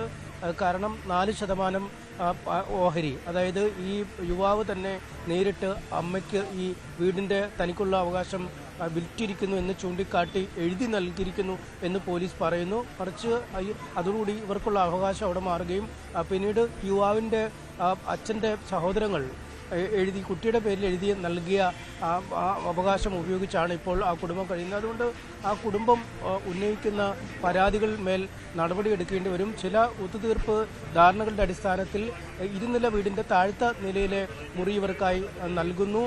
മുകളിലത്തെ നിലയിലേക്ക് ഇവർ ബലം പ്രയോഗിച്ച് കയറുകയാണ് എന്ന് അമ്മയും സഹോദരനും കൂടി പരാതി നൽകുന്നു. ഒപ്പം ഈ സഹോദരൻ്റെ ചില വസ്തുക്കൾ മോഷ്ടിച്ചു എന്നുള്ള ചില പരാതികളൊക്കെ, അങ്ങനെയൊക്കെ ചില കരാറുണ്ടോ? അതായത് ഈ വീടിന്റെ താഴത്തെ നിലയിൽ നിങ്ങൾ നിൽക്കണം, കുട്ടിക്കുള്ള അവകാശമുള്ളതുകൊണ്ട് അങ്ങനെ ഒരു സ്ഥലത്ത് നിൽക്കണമെന്ന് അങ്ങനെ വല്ല ധാരണ ഉണ്ട്? ഞാൻ ആ വീട്ടിൽ 2023 വരുമ്പോൾ എനിക്ക് കോടതിയുടെ പ്രൊട്ടക്ഷൻ ഓർഡറാണ്. ഞാൻ എന്റെ MC-യിൽ വ്യക്തമായി പറഞ്ഞിട്ടുണ്ട്, ഞാൻ കോഴിക്കോടുള്ള ഹസ്ബൻഡിന്റെ വീട്ടിൽ താമസിക്കാൻ പോവുകയാണ്, അവിടെ നിന്നും സഫിയയിൽ നിന്നും എനിക്ക് ഉപദ്രവങ്ങൾ ഉണ്ടാവരുതെന്ന് പറഞ്ഞിട്ട്. ഒരു പ്രൊട്ടക്ഷൻ ഓർഡറിലും ഇന്ന വീടിന്റെ ഈ റൂമിൽ താമസിക്കാനുള്ള അങ്ങനത്തെ ഇത് നിയമം ഇല്ല. എനിക്ക് തന്ന ഓർഡറിൽ അങ്ങനെ ഇല്ല. ഒരൊറ്റ പ്രൊട്ടക്ഷൻ ഓർഡർ ഉള്ളത് ആ വീട്ടിൽ സേഫ് ആയിരിക്കുക എന്നതിന് മാത്രമാണ്. ഇങ്ങനെ ഒരു പർട്ടിക്കുലർ റൂമിൽ ഇരിക്കുക എന്നതില്ല. എന്റെ മകന് അവകാശം ഉള്ള, അത് ചെറുതോ വലുതോ ആയിക്കട്ടെ, ഇടകലർന്ന അവകാശമാണ്. ഇപ്പൊ എനിക്ക് ഈ റൂമാണ് അവർക്ക് ആ റൂമാണെന്നൊന്നും നിയമത്തിൽ അതിൽ അവകാശത്തിൽ പറയുന്നില്ലല്ലോ. ഇടകലർന്ന അവകാശമാണുള്ളത്. ഞങ്ങൾ ഞങ്ങളുടെ ബെഡ്റൂമിന്റെ ചാവി ഞങ്ങളുടെ കയ്യിൽ ഓൾറെഡി ഉള്ളതാണ്. എന്നിട്ട് ഞങ്ങളായിട്ട് തുറന്നതൊരു ഇഷ്യൂ ആക്കണ്ടെന്ന് കരുതി ഞങ്ങൾ എല്ലാ സ്ഥലങ്ങളിലും പോയി പറഞ്ഞു. അതേ CWC വന്ന് നോക്കിയിട്ട് പോയ റിപ്പോർട്ട്, കുഞ്ഞൊരു വൃത്തിയും സുരക്ഷിതമായ സ്ഥലത്തല്ല താമസിക്കുന്നത്. അവർക്ക് വാൺ ചെയ്ത് അവരെ പറഞ്ഞ് മനസ്സിലാക്കിയതാ ഈ പൂച്ചേനെ ഒഴിവാക്കണം, കുട്ടിയാണ് നമുക്ക് പ്രയോരിക്കുന്നത്. അപ്പൊ എന്റെ അമ്മായിമ്മ പറയാണ്, പൂച്ചയ്ക്ക് ആയുസ് കുറവാ, കുട്ടിക്ക് നല്ല ആയുസ് ഉണ്ടല്ലോ എന്ന്. ഇതാണ് ഈ സ്ത്രീ അവരോട് പറഞ്ഞത്. അപ്പൊ ആ കേട്ട ഉദ്യോഗസ്ഥരെ വഴക്ക് പറയുന്നുണ്ട്, ഞങ്ങളെ എഴുതി മേടിച്ചതാണ് കുട്ടീനെ വൃത്തിയുള്ളവരും സുരക്ഷിതമായ സ്ഥലത്ത് താമസിപ്പിക്കുമെന്ന്.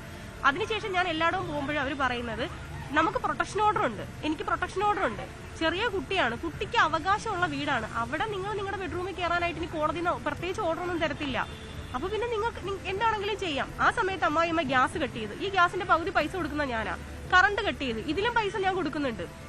അപ്പോ ഇത്രയും ചെയ്തിട്ടും അവർ ഞങ്ങൾക്ക് റൂം തരത്തില്ല, അവർ കൊന്നു കളഞ്ഞാൽ റൂം തരത്തില്ല. അതൊരു 2500 സ്ക്വയർ ഫീറ്റ് വരുന്ന 2 നില കെട്ടിടമാണ്, 4 ബെഡ്റൂമുള്ള 2 AC ബെഡ്റൂമുള്ള ഒരു വീടാണത്. ഈ ഞങ്ങൾ ചോദിക്കുന്ന ഞങ്ങളുടെ ഈ ബെഡ്റൂമിൽ ബാത്റൂം കെട്ടിയിട്ടേ ഉള്ളൂ, അത് ടോയ്ലറ്റ് യൂസ് ചെയ്യാൻ പറ്റുന്ന അവസ്ഥയിലല്ല. എന്നിട്ട് ഞങ്ങൾ കുട്ടിയുടെ സേഫ്റ്റിക്ക് മുകളിൽ അവർക്ക് ഒരു ശല്യമില്ലാതെ മുകളിലത്തെ റൂം ഞങ്ങളുടെ റൂമാണ് ചോദിച്ചത്, തന്നില്ല. അപ്പൊ ഇവർ ഗ്യാസും കറണ്ടും വെള്ളവും എല്ലാം കട്ട് ചെയ്ത് ഇവർ ഇവിടെ നിന്ന് പോയി.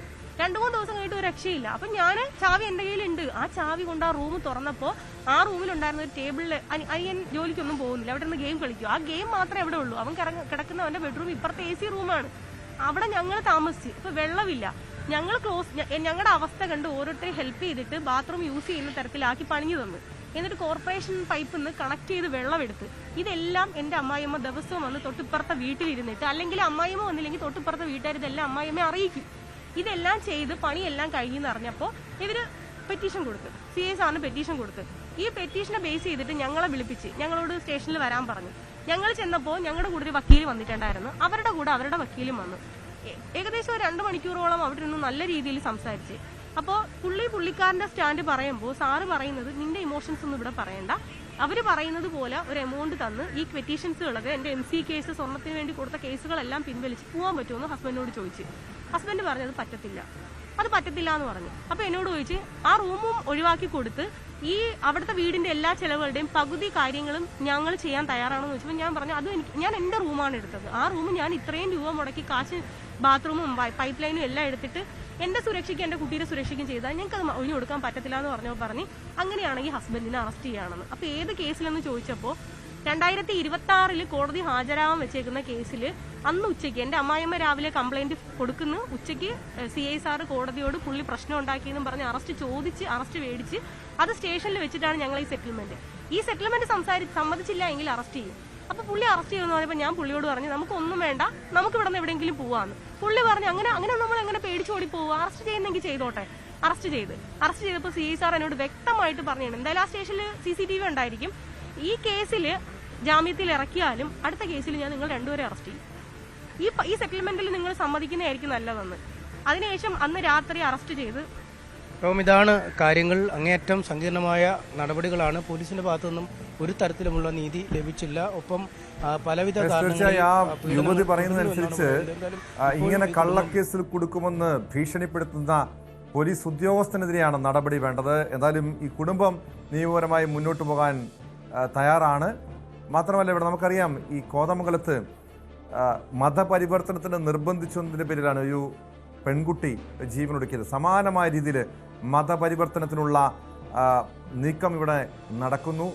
അതിനെതിരെയാണ് നിയമ നടപടി സ്വീകരിക്കേണ്ടത്. അതല്ലാതെ കള്ളക്കേസിൽ കുടുക്കി ഒരു വ്യാജ മോഷണ കേസിൽ കൊടുക്കാൻ 2 ദമ്പതികളെ കൊടുക്കാനുള്ള നീക്കം ഇവിടെ നടക്കുന്നു.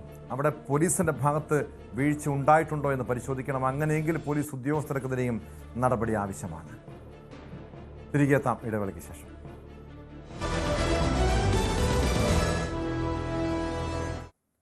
സ്പോട്ട് ലൈവ് തുടരുന്നു. പാലക്കാട് ജില്ലാ ആശുപത്രിയിലെ ചികിത്സാ പിഴവിനെ തുടർന്ന് 9 വയസ്സുകാരിയുടെ കൈ മുറിച്ചു മാറ്റിയതിൽ 2 ഡോക്ടർമാർക്ക് suspension. Junior resident doctor Mustafa, junior consultant doctor Sarfaraz എന്നിവരെയാണ് സസ്പെൻഡ് ചെയ്തത്. പൊതുജനവികാരം മറികടക്കാൻ സർക്കാർ ബലിയാടുകളെ കണ്ടെത്തുന്നുവെന്ന വിമർശനവുമായി KGMOയെ രംഗത്ത് വന്നു. അതേസമയം വീഴ്ച വരുത്തിയ ഡോക്ടർമാരെ ജോലിയിൽ നിന്നും പുറത്താക്കണമെന്നാണ് കുട്ടിയുടെ അമ്മ പ്രസീതയുടെ ആവശ്യം. നിലവിലെ നടപടിയിൽ തൃപ്തിയില്ല. കുഞ്ഞിന് നീതി ഉറപ്പാക്കാൻ നിയമപരമായി മുന്നോട്ട് പോകുമെന്നും പ്രസീത ആവശ്യപ്പെട്ടു. പ്രസീത വ്യക്തമാക്കി. ഇതിലൊന്നും കാര്യമില്ല, അവർക്ക് പിന്നെയും തിരിച്ച് കയറാനുള്ളതുണ്ടല്ലോ. പക്ഷെ സസ്പെൻഡ് ചെയ്യേണ്ട, അവന്റെ ജോലി പിരിച്ചു വിടണം, അത്രേ ഞാൻ പറയുന്നുള്ളൂ. കാരണം എന്റെ മോൾക്ക് സംഭവിച്ചത് ഇനി വേറെ ആർക്കും സംഭവിക്കില്ല എന്നൊന്നും നമുക്ക് പറയാൻ പറ്റില്ല. കാരണം ആ ഹോസ്പിറ്റലിൽ അവർ അങ്ങനെ പറഞ്ഞത് ഇതൊക്കെ സാഹചര്യങ്ങൾ കൊണ്ട് സംഭവിക്കുന്ന കാര്യങ്ങളാണെന്ന് അവിടുത്തെ സൂപ്രണ്ട് സാർ പറഞ്ഞിട്ടുണ്ടായിരുന്നത് ഇന്നലെ. ഞങ്ങളോട് വരാനൊന്നും അവർ പറഞ്ഞിട്ടുണ്ടായിരുന്നില്ല. വിശദാംശങ്ങളുമായി CB അനുമോദ് ചേരുന്നുണ്ട്. അനുമോദ്, സാധാരണഗതിയിൽ നമുക്കറിയാം ഇതുപോലെ ചികിത്സാ പിഴവ് വരുത്തിയാലും ഡോക്ടർമാരെ സംരക്ഷിക്കുന്ന നിലപാടാണ് ആരോഗ്യവകുപ്പ് സ്വീകരിക്കാറുള്ളത്. പക്ഷേ ഇവിടെ ഒരു 9 വയസ്സുകാരിയുടെ കൈ മുറിച്ചു മാറ്റിയ സംഭവം ഗുരുതരമായിട്ടുള്ള വീഴ്ചയാണ്. നിലവിൽ 2 ഡോക്ടർമാരെ സസ്പെൻഡ് ചെയ്തിട്ടുണ്ട്. ഈ അമ്മയുടെ ആവശ്യപ്രകാരം ഇവരെ സർവീസിൽ തുടരാൻ പോലും അനുവദിക്കാൻ പാടില്ല. അത്രയും ഗുരുതരമായിട്ടുള്ളൊരു വീഴ്ചയല്ലേ ഉണ്ടായിരിക്കുന്നത്?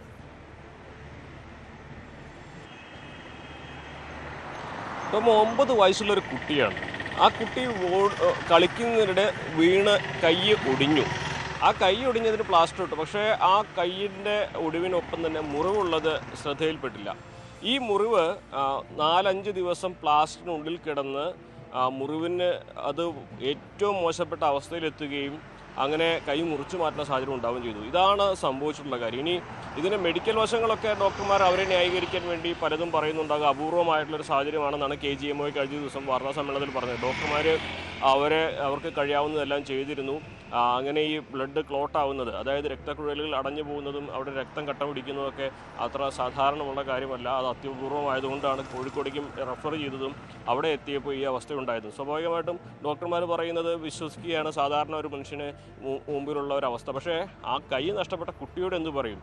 ആ കൈ നഷ്ടപ്പെട്ട കുട്ടിയുടെ രക്ഷിതാക്കൾ എന്ത് പറയും? ആ കുട്ടിയുടെ ഭാവി എന്താകും? ഇതൊക്കെ ഏത് കുട്ടിക്കും സംഭവിക്കാവുന്ന അപകടമാണ്.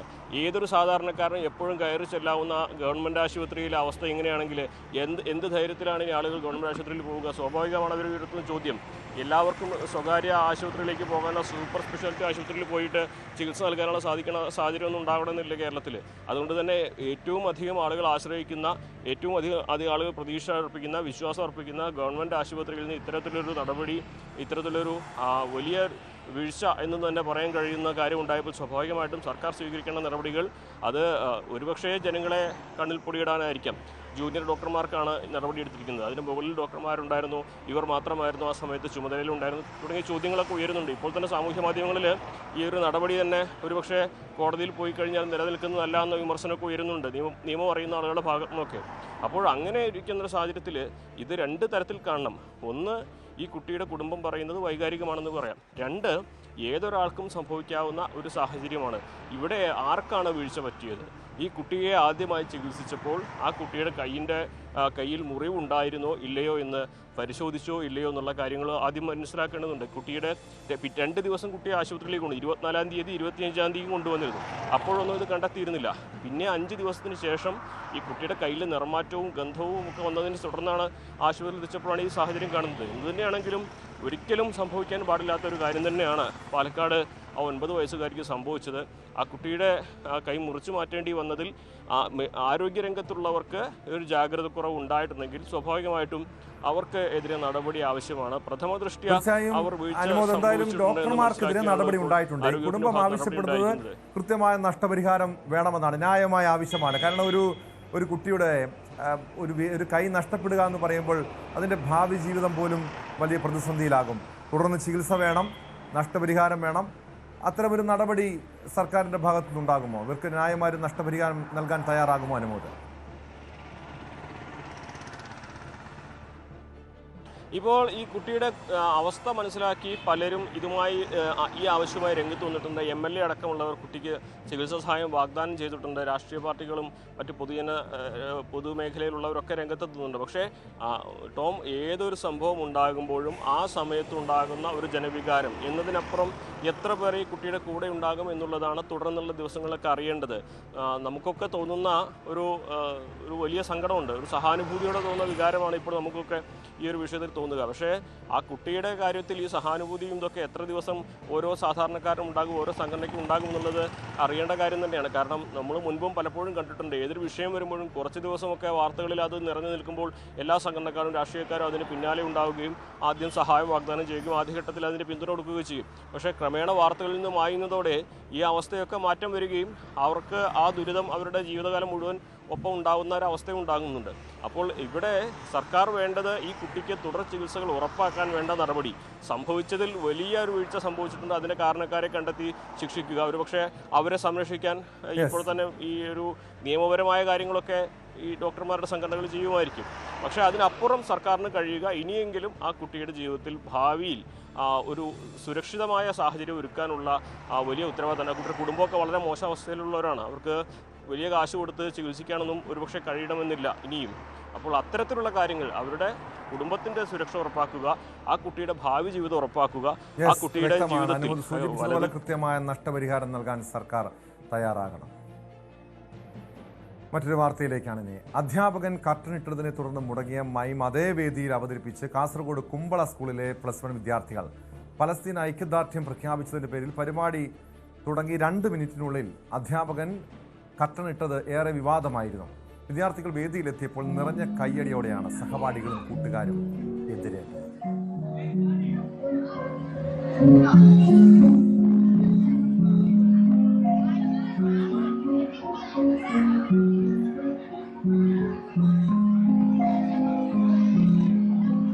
സ്കൂളിലേക്ക് BJP പ്രതിഷേധ മാർച്ച് നടത്തിയപ്പോൾ കുട്ടികൾക്ക് പിന്തുണയുമായി കുമ്പള ജനകീയ വേദി സ്കൂളിലേക്കെത്തി.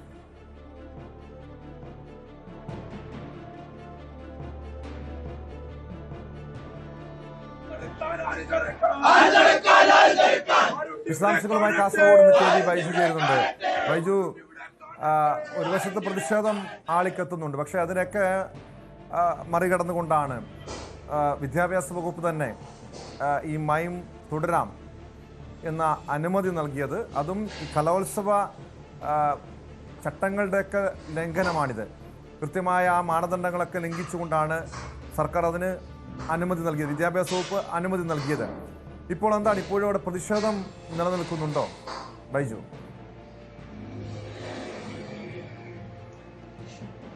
ടോമെ, പാതി വഴിയിൽ അവസാനിപ്പിക്കേണ്ടി വന്ന ഒരു മൈം ഷോ, അതായത് പാലസ്തീനി ഐക്യദാർഢ്യം പ്രഖ്യാപിച്ചുകൊണ്ട് കുട്ടികൾ അവതരിപ്പിച്ച മൈം ഷോ 2.5 മിനിറ്റ് പിന്നിടുമ്പോഴേക്കും കർട്ടൻ താഴ്ത്തുന്ന സാഹചര്യമാണ് ഉണ്ടായത്. അങ്ങനെ അത് വെള്ളിയാഴ്ചയായിരുന്നു ഈ സംഭവം നടന്നത്. ആ മൈം ഷോ അതേ വേദിയിൽ തന്നെ കുട്ടികൾ അവതരിപ്പിച്ചു. എല്ലാ കലോത്സവ മാനുവൽ പ്രകാരം തന്നെയാണ് കുട്ടികൾ വേദിയിൽ ഇപ്പോൾ പരിപാടി അവതരിപ്പിച്ചത്. നിറഞ്ഞ കൈയോടുകൂടി തന്നെയാണ് മറ്റു കുട്ടികൾ ഈ ഒരു ഇവരുടെ ഈ മൈം ഷോയെ വരവേറ്റത്. എന്തായാലും വലിയ തോതിൽ കഴിഞ്ഞ ദിവസങ്ങളിൽ ചർച്ചയായ ഒരു വിഷയമാണ് കുമ്പള ഗവൺമെന്റ് ഹയർ സെക്കൻഡറി സ്കൂളിലെ ഈ കുട്ടികളുടെ മൈം ഷോ. അത് നേരത്തെ 10 കുട്ടികളായിരുന്നു ഇത്തരത്തിൽ മൈം ഷോ എങ്കിൽ ഇത്തവണ രണ്ടാമത് അവതരിപ്പിക്കുമ്പോൾ അത് 6ലേക്ക് അവർ കുറച്ചു. കാരണം ഇതിന്റെ മാനുവൽ കൃത്യം പാലിച്ചുകൊണ്ടായിരുന്നു ഈ ഒരു മൈം ഷോ അവതരിപ്പിച്ചത്. എന്തായാലും ടോം സൂചിപ്പിച്ചതുപോലെ തന്നെ വലിയ പ്രതിഷേധം ഇതിനെതിരെ ഉയർന്നു വരുന്ന സാഹചര്യം കൂടി ഉണ്ടായിരുന്നു. BJPയുടെ നേതൃത്വത്തിൽ ഇതേ സമയത്ത് തന്നെ, അതായത് 12 മണിക്കാണ് ഈ മൈം ഷോ ഇവിടെ അവതരിപ്പിച്ചത്. അതേ സമയത്ത് തന്നെ ഗേറ്റിന് പുറത്ത് BJPയുടെ വലിയ പ്രതിഷേധമുണ്ടായിരുന്നു. BJP പ്രവർത്തകർ പ്രധാനമായും പറഞ്ഞത് ഇത്തരത്തിൽ പാലസ്തീനെ അനുകൂലിച്ചുകൊണ്ടൊരു മൈം ഷോ അവതരിപ്പിക്കാൻ അനുവദിക്കരുത്, അത്തരം അനുവാദം നൽകുന്ന സ്കൂൾ അധികൃതർക്ക് എതിരെയും അതോടൊപ്പം PTA കമ്മിറ്റിക്ക് എതിരെ ഉൾപ്പെടെ കേസെടുക്കണമെന്നൊരു ആവശ്യമാണ് ഇവർ ഉന്നയിച്ചത്. അതേസമയം കുമ്പള ജനകീയ വേദിയുടെ നേതൃത്വത്തിൽ കുട്ടികൾക്ക് പിന്തുണയുമായി രംഗത്തെത്തിയോടുകൂടി വലിയ തോതിൽ സംഘർഷാവസ്ഥ ഉണ്ടായി, വലിയ തോതിലുള്ള പോലീസ് സന്നാഹമുണ്ടായി. കാരണം ഈ ഒരു പരിപാടി വീണ്ടും അവതരിപ്പിക്കാൻ മന്ത്രി V ശിവൻകുട്ടിയാണ് ഇതിൽ ഇടപെടുന്നത്. ന്യൂസ് 18 ചർച്ചയിൽ തന്നെയാണ് മന്ത്രി ഇത്തരത്തിൽ വീണ്ടും ഇവർക്കൊരു അവസരം നൽകും എന്ന് പറയുന്നത്. അതായത് ആവിഷ്കാര സ്വാതന്ത്ര്യം തടയാൻ ആർക്കും ആവില്ല എന്നാണ് മന്ത്രി പറഞ്ഞത്. ഏതായാലും നേരത്തെ പാലസ്തീൻ മുദ്രാവാക്യമൊക്കെ വിളിക്കുന്ന സാഹചര്യം ഉണ്ടായിരുന്നു. അത് ഇത്തവണ ഈ കുട്ടികളുടെ ഭാഗത്ത് അത്തരം നടപടികളൊന്നും ഉണ്ടായിട്ടില്ലെങ്കിലും ഈ മൈം ഷോ കഴിഞ്ഞതിന് തൊട്ടു പിന്നാലെ ഫ്രീ പലസ്തീൻ എന്ന മുദ്രാവാക്യവുമായി ഒരു കൂട്ടം വിദ്യാർത്ഥികൾ രംഗത്തെത്തുന്ന സാഹചര്യം കൂടി ഉണ്ടായി. എന്തായാലും ഇനിയിപ്പോൾ ഏറ്റവും പ്രധാനം ജില്ലാ കലോത്സവങ്ങൾ വരുന്നു, സംസ്ഥാന കലോത്സവം വരുന്നു. അപ്പോഴെല്ലാം ഇനി ഇത്തരത്തിലുള്ള ഒരു വിവാദം ഉയർന്നു വരാൻ സാധ്യതയുണ്ട്. കാരണം പലസ്തീൻ വിഷയമായി ഒരുപക്ഷെ മൈം ഇനി നാളെ അത് നാടകം, അത്തരത്തിൽ കുട്ടികൾ ആ വിഷയം ഏറ്റെടുത്തേക്കാം. ഒരുപക്ഷെ എതിർപ്പുമായി ഒരു വിഭാഗം രംഗത്തെത്തുന്ന സാഹചര്യം ഒക്കെ ഉണ്ടാവുക. എന്തായാലും കുമ്പള സ്കൂളിനെ സംബന്ധിച്ചിടത്തോളം ഈ കുട്ടികൾക്ക് ഇതേ സ്കൂളിൽ തന്നെ ഈ മൈം ഷോ അവതരിപ്പിക്കാൻ പറ്റിയെന്നതാണ് ഇതിൽ ഏറ്റവും പ്രധാനം.